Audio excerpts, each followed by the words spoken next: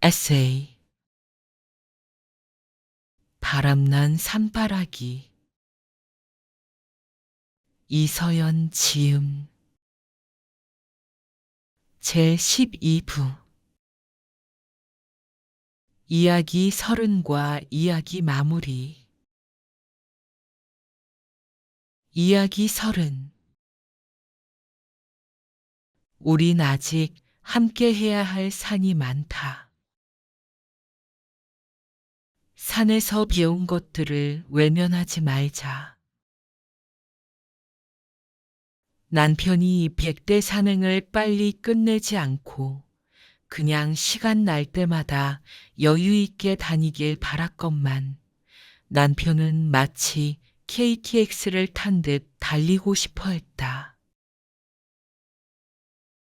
직장을 다니는 사이에 산행을 하는 것이 아니라 산행을 하는 사이에 직장을 다니는 듯한 느낌이 들 정도로 산행에 속도를 붙이고 모든 열정을 쏟았다.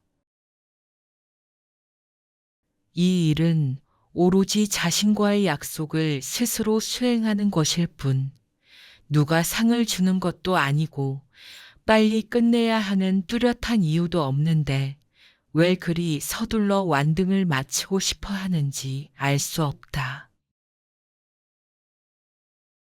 얼른 숙제를 끝내고 다른 놀이를 하고 싶은 아이 같은 심정이었나 싶다. 남편은 99번째 산행도 나와 함께 하길 바랐다. 산사가 없는 코스라서 함께 정상까지 가야 한다고 했다.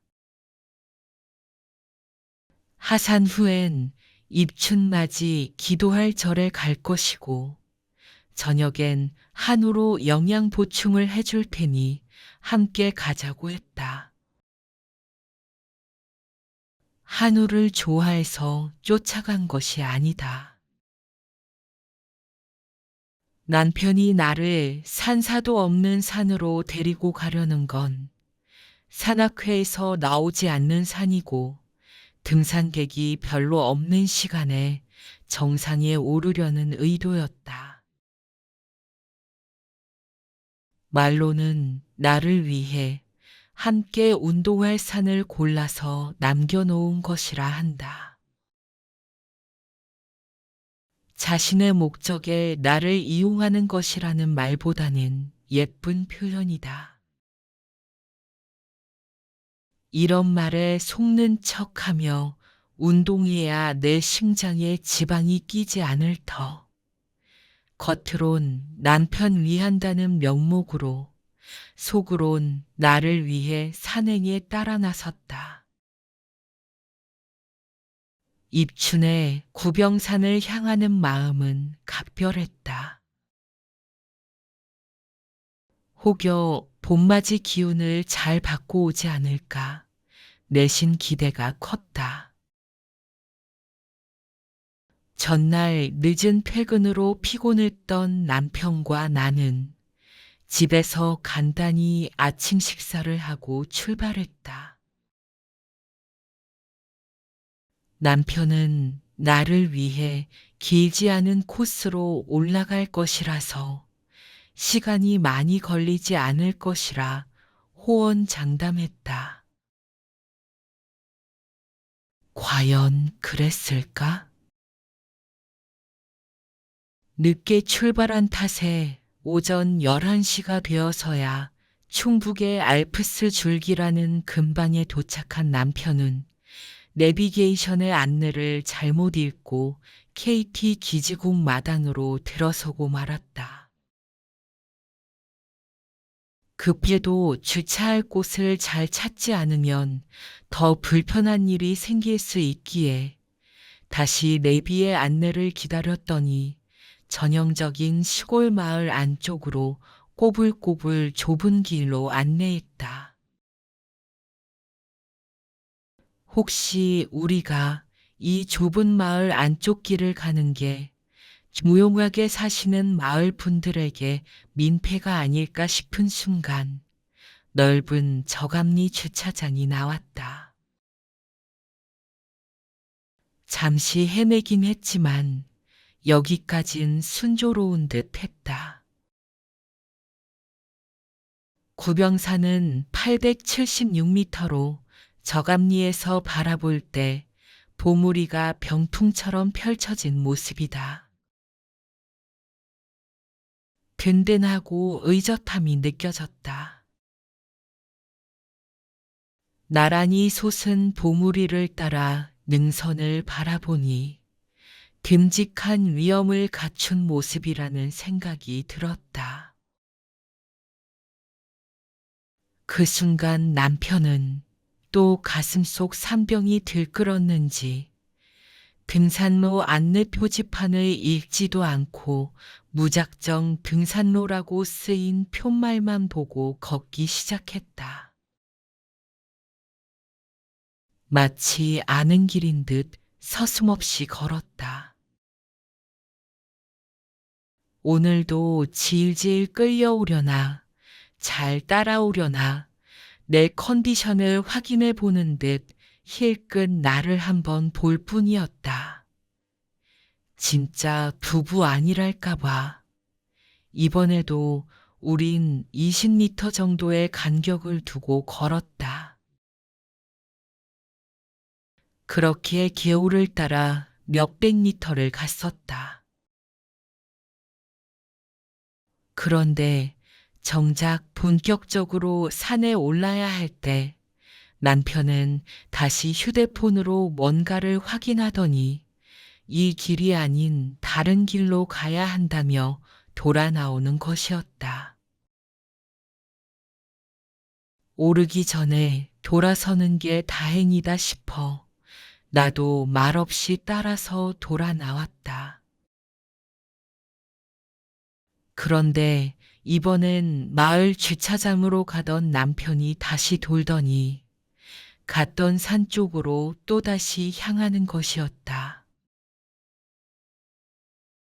남편은 산행 도중에 사람을 만나도 물어보며 가는 스타일이 아니다.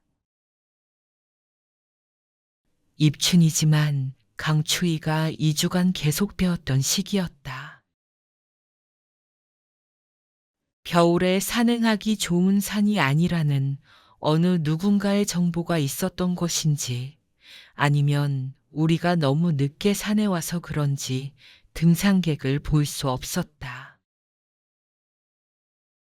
사람이 없어 길을 물을 수도 없었다. 마을 사람조차 한 분 만날 수 없었다.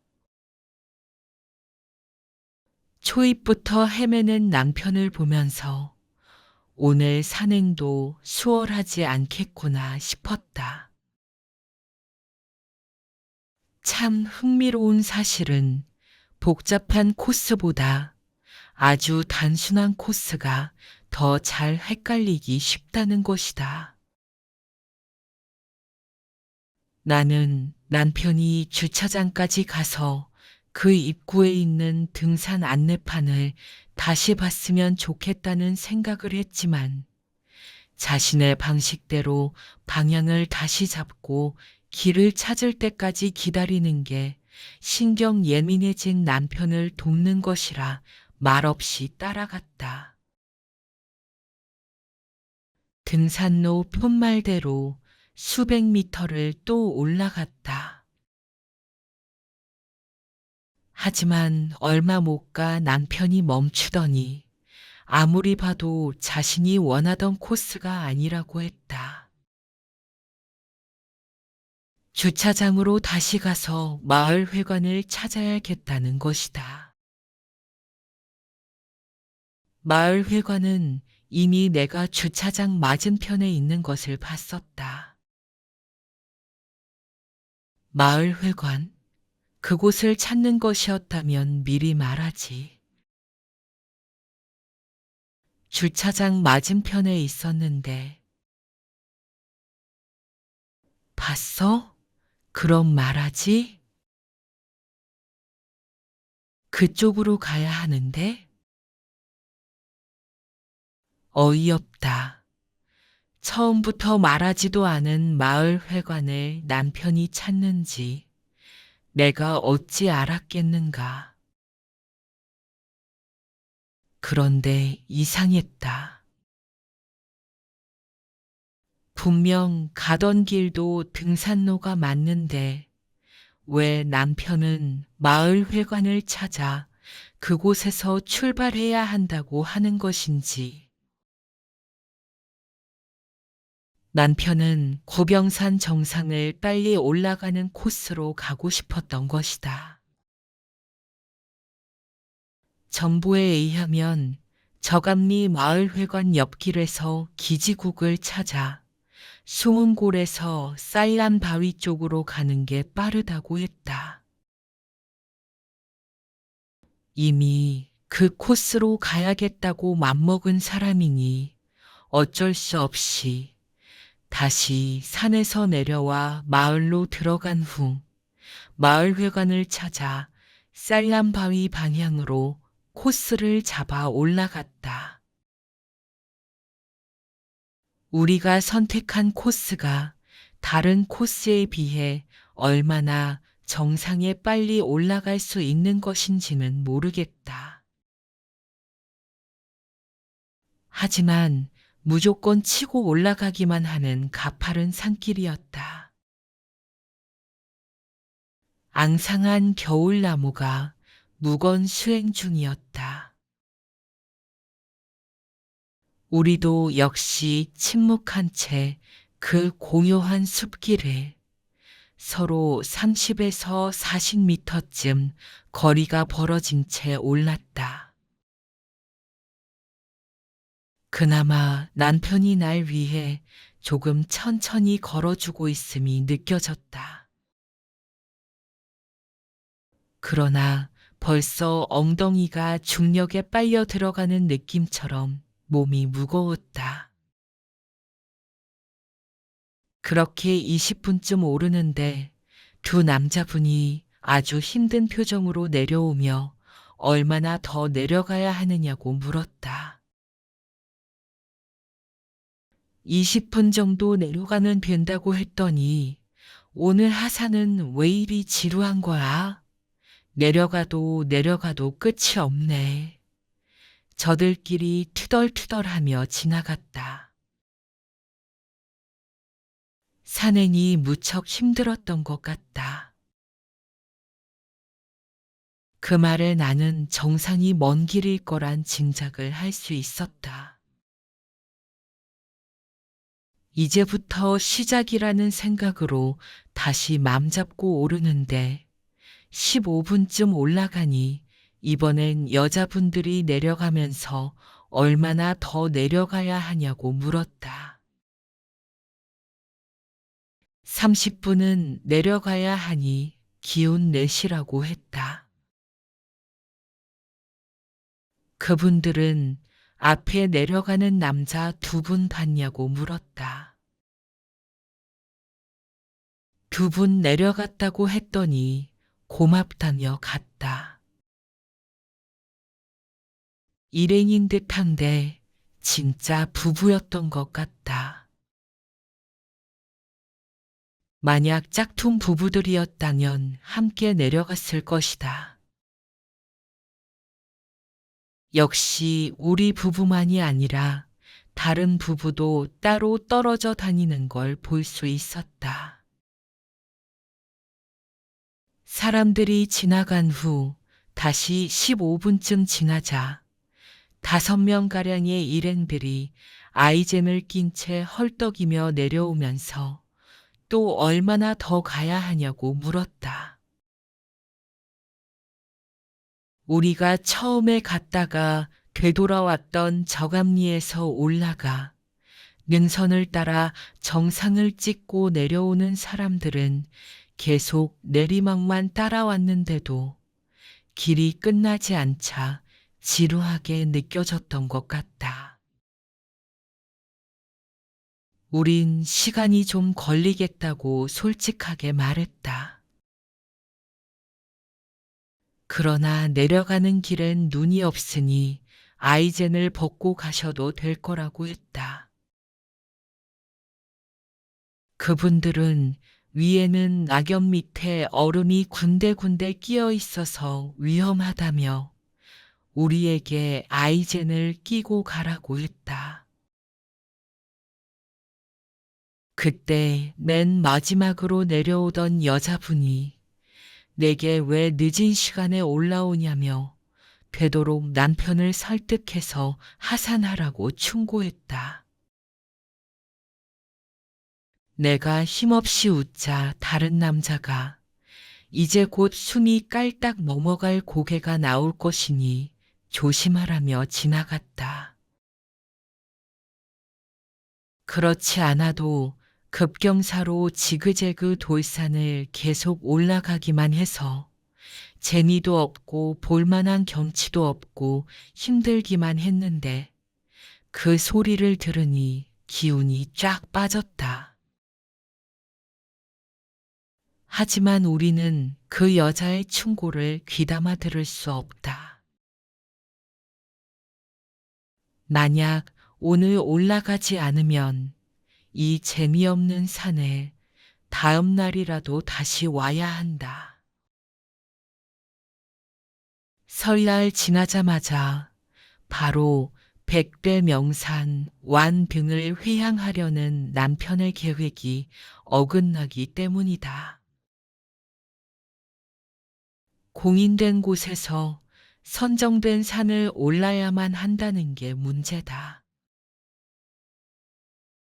가고 싶은 백대 산을 나름대로 정해서 가면 그만이지만 이 산이 공인된 곳에서 선정된 이상 우리는 꼭 이곳에 와야 했다. 99번째 산행. 깔딱고개 넘는 게 힘들다고 포기할 순 없었다. 늦은 시간이라 분명 정상엔 아무도 없을 것이고 남편 혼자 올라갔다 오진 않을 터 곧 산의 저녁 기운이 돌면 더 힘들 수 있으므로 마지막 기운을 다 짜내는 수밖에 없었다. 남편은 깔딱고개부터 속도를 더 늦추어 내 속도에 보조를 맞추었다. 정상을 얼마 두지 않은 길부터 눈과 얼음이 두터워 뻣뻣한 몸을 구부려 아이젠을 껴야 했다. 산능선에 올라가자 높새바람이 매우 거칠었다. 가파른 낭떠러지에 쌓인 눈 때문에 무척 좁고 미끄러웠다. 탈진 일보 직전에 더욱 정신을 차려야 하는 코스였다. 사이사이 남편이 건네는 손을 잡고 올라야 했다. 남편은 그런 자신이 든든하지 않냐고 했다. 마치 경험 많은 산악인과 동행한 것을 행운으로 알라는 투였다. 애교적인 생색이지만 사실 적반하장이다.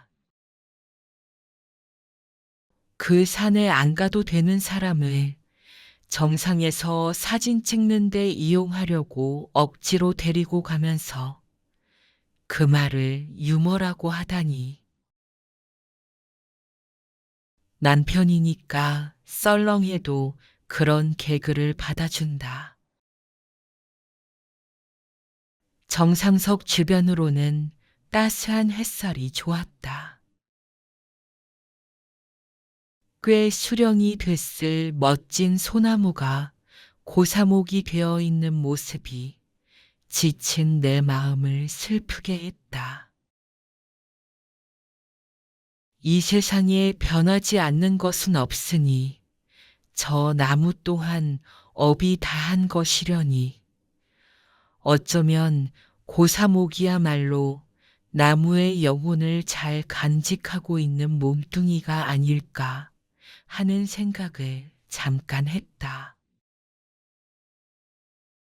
남편은 인증샷을 찍자마자 내려가자고 했다.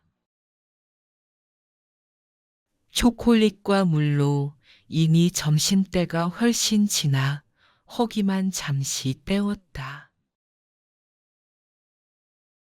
다시 남편과 나는 30에서 40m의 거리를 유지하며 내려왔다. 사이사이 더 멀어지기도 했지만 내 속도대로 내려왔다. 등산 초기엔 남편이 내리막길 걸음이 자연스럽지 않았다. 오르는 것보다 내려오는 게 2배 이상 신경 쓰이고 어렵다고 하면서. 근데 현재 남편은 내려오는 걸음이 매우 자연스럽다. 마치 등산화 밑창에 특수 깔창을 깐 듯 조금도 미끄러짐 없이 균형 있는 자세였다. 물론 무릎이 아파서 집에 가면 분명 찜질을 해야 할 것이다. 자주 족욕을 할 만큼 남편의 무릎 상태가 썩 좋은 건 아니다.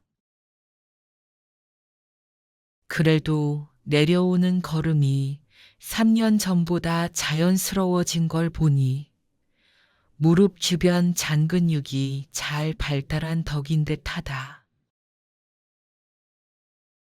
100대 명산의 마지막 산 용문산 산행만 남기고 99산을 다녀온 감회가 특별했는지 남편은 공주까지 가서 한우로 늦은 점심 겸 이른 저녁 식사를 했다. 이렇게 같이 산에서 운동도 하고 경치도 보고 내려와 맛난 것 먹으니 힐링 아니겠냐며 완등을 끝내고 다시 나를 위한 100대 산을 계획할 테니 함께 하자고 했다. 80세에 마라톤을 함께 완주했다는 해외 뉴스를 봤다. 노부부처럼 원하는 일을 함께 하는 건 즐거운 일이다. 그러나 여전히 나는 정상을 향한 등산은 지금 꼭 해야 할 일이나 원하는 일이 아니다. 영화 마이 네임 이즈 칸에 이런 대사가 있다. 물리학에서 끌림 이론은 특정 소리가 심장 박동을 증가시킨다는 거야.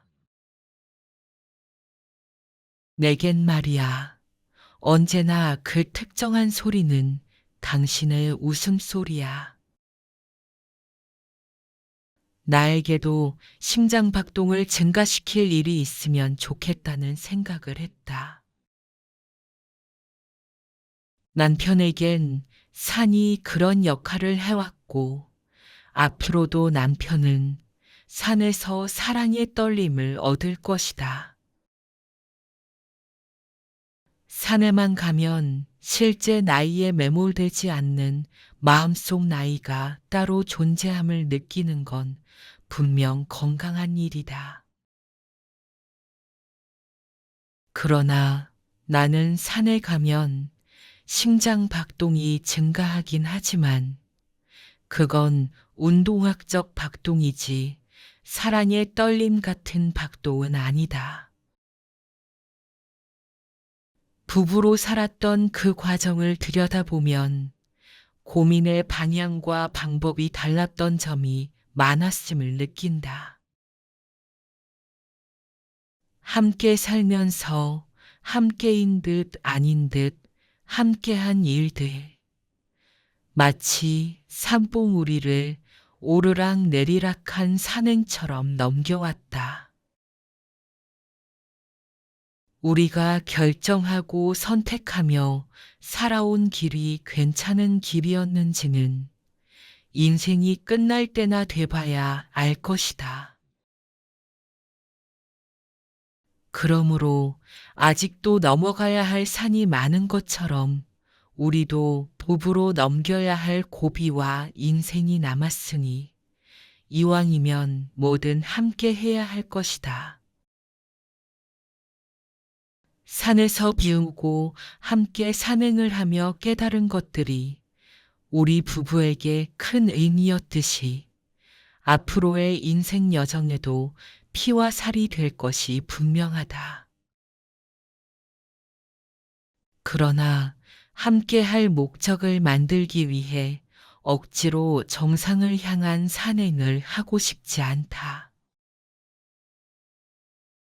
나의 산행은 지금처럼 남편이 산에 가는 어느 날과 어느 날 사이에 어쩌다 끼는 정도가 알맞다. 요즘은 죽기 전에 해봐야 할 일들이 책으로 소개되어 여행, 탐험, 음식, 문화 정보가 쏟아지고 있다. 꼭 가봐야 한다는 장소, 꼭 경험해 봐야 한다는 놀이, 꼭 먹어봐야 한다는 음식이 얼마나 많은지.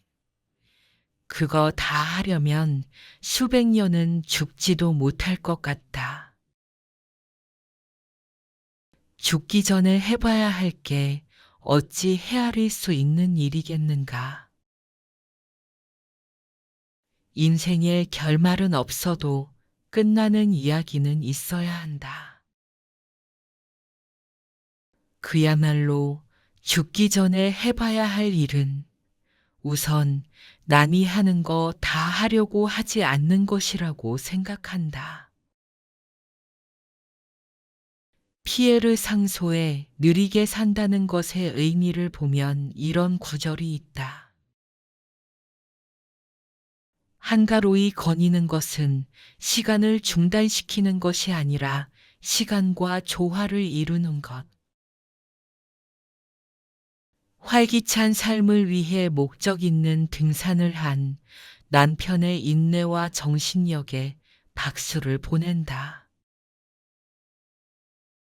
그러나 이 기쁨이 나름 괜찮았다고 해서 계속 무엇을 추구하는 기능에만 매몰되어 시간에 쫓기거나 목적에 휘둘려 다니는 여행을 하고 싶진 않다. 조금 더 한가로운 자유에 몸과 마음을 맡길 수 있는 여행. 스탬프 찍듯 명소를 돌아다니는 게 아니라 잠자리가 풀밭을 거닐고 개구리가 낮잠을 자고 바람의 숨결에 목욕하는 내 그림자를 볼 수 있는 여행을 꿈꾸고 있다. 디지털 시대라고 해서 아날로그 삶을 꿈꾸고 그렇게 사는 게 문제일 것은 없지 않겠는가? 남편은 인생을 산을 사랑하기 이전과 이후의 삶으로 나눈다. 그만큼 산은 남편에게 변화를 주었다. 산에서 남편은 산에 오르기 전과 오른 후의 영혼의 무게가 달라짐을 깨닫고 온다. 남편에게 행복의 주소지가 되어준 산에 나 또한 사랑하고 감사한다. 이야기 마무리하며 99번째 산, 구병산에서 하산은 예상보다 매우 늦었다. 산악인들 사이에 구병산은 4시간 코스다. 충청도의 알프스 산맥 중 하나라고 하는데 우린 그 아름다움을 깊이 느낄 수 없었다. 되도록 겨울을 피해 아침부터 산행을 해야 구병산의 진면목을 볼 수 있지 않을까 싶다. 내가 다시 구병산을 찾을 것 같진 않다. 남편은 다른 계절의 구병산 모습이 보고 싶어 올 수도 있겠지만 그날 하산길에서도 날 위한 사진 한 장 찍어주지 않았다. 산의 풍경은 마음에 남기는 게 중요하다며 사진 한 장 안 찍어주고 내려오는 경우가 허다하다. 산에서 둘이 같이 찍은 사진은 5손가락 안에 들어간다. 그날도 느긋하게 사진 찍으며 내려갈 수 없을 만큼 늦었다면서도 자신은 평소 습관대로 자신의 방법으로 이런저런 풍경을 감상하며 산을 보듬으며 내려가는 모습이었다. 나는 조금씩 더 멀어져 가는 재빠른 남편의 뒷모습을 보며 이런저런 생각이 들었다. 지금 저 사람은 배도 고프지 않구나. 이토록 산을 좋아하는 저 사람은 백대 명산 완등을 끝내고 나면 또 다른 목표로 산을 오르겠지? 난 그때 동행할까? 아냐, 이제는 이런 등산은 하지 않을 거야. 내게 정상 탈환은 아무 의미 없어. 내 체력에 맞는 운동과 즐거움을 찾을 거야. 산에 미쳐서 다니는 사람을 체력의 한계를 느끼면서 따라다니는 건 무의미해. 어떤 취미를 같이 하자고 권해볼까? 등산은 남편의 무릎이 남아있을 때까지 즐기도록 두고 트레킹 코스 여행을 함께 하자고 해볼까? 남편은 산에 미쳐 가는데 산을 무척 좋아하던 나는 왜 산에 지친 것일까? 수많은 상념에 잡혀 하산하면서 문득 이 글을 써야겠다는 생각을 했다. 때론 숨겨야 할 말도 있는 것인데 너무 이야기를 드러내면 산을 좋아하는 남편의 매력을 오히려 떨어뜨리는 일이 될 수 있다는 사실을 모르는 바 아니다. 이런 얘기에서 도망간 얘기만 맥적게 늘어놓을 순 없었다. 어떤 소재로 글을 쓰더라도 인생의 내면 깊숙한 곳을 건드리기 위해 그려내기 위해 쓰는 게 글이다.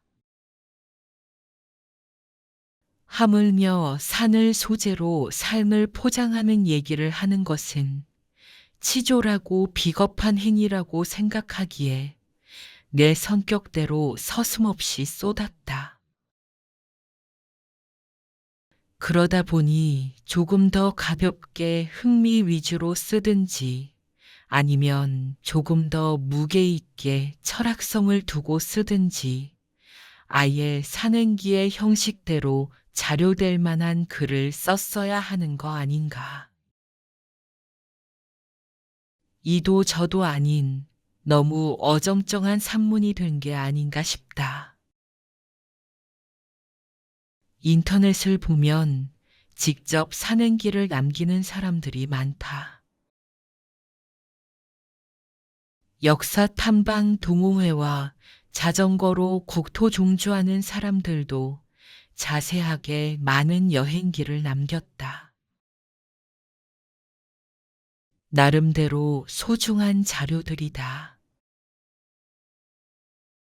그런 기록에 연연해하지 않는 남편을 위해 내가 몇 가지 추억만이라도 정리해 백대산 완등을 축하해주면 어떨까? 주변 사람들에게 그간 있었던 일들을 얘기하듯이 글을 나누어 주면 어떨까만 생각했다. 내가 임신했을 때 쓴 태교 일기, 사랑하면 나의 작은 우주야, 를 책으로 출판하여 아들 돌잔치 때 돌떡처럼 돌렸던 것처럼 비록 책은 아니어도 산에 미친 남자, 산에 지친 여자를 프린트해서 기념품으로 나누는 것도 색다른 이벤트가 되지 않을까? 비밀 이벤트를 위해 며칠간 남편 몰래 글을 쓰며 행복했다. 거의 마무리가 될 무렵 잘못 기록한 것이 있으면 안 되겠다 싶어서 남편에게 이런 글을 쓰고 있는데 몇 가지 확인이 필요하다고 했다. 남편은 무척 놀라면서 그렇게 할 일이 없냐?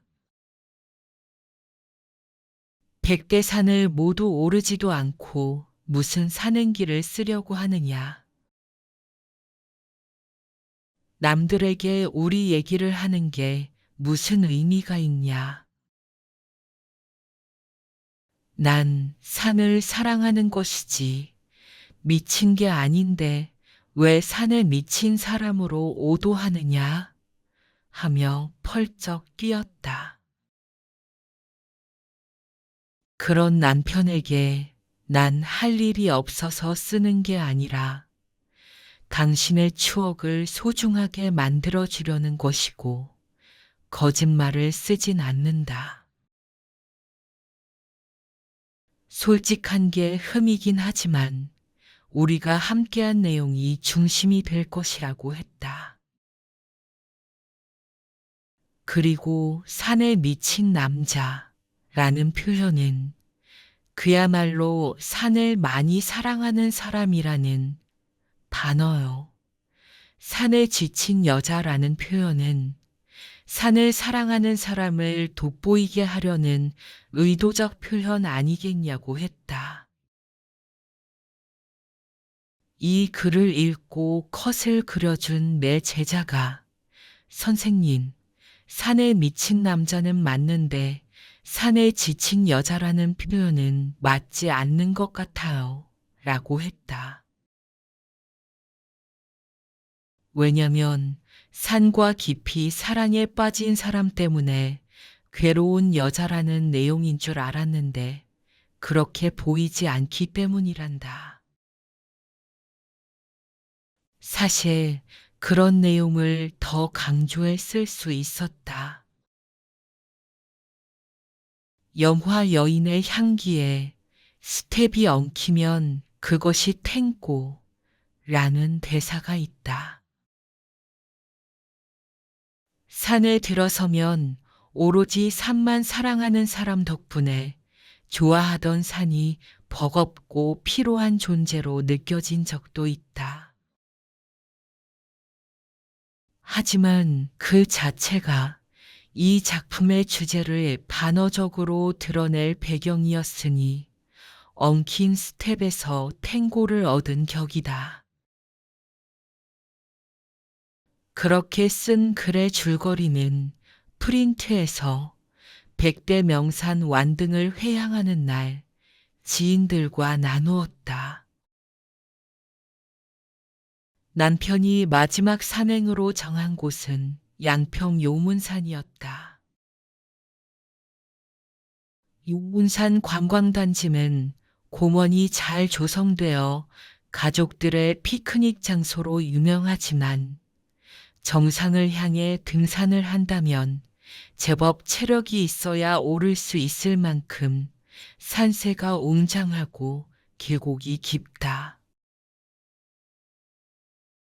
마지막 완등 산행에 지인들이 동참하고자 했으나 정상까지 2시간 50분 걸리므로 아무리 빨리 산행을 하더라도 왕복 6시간 이상을 산행해야 하는 코스다.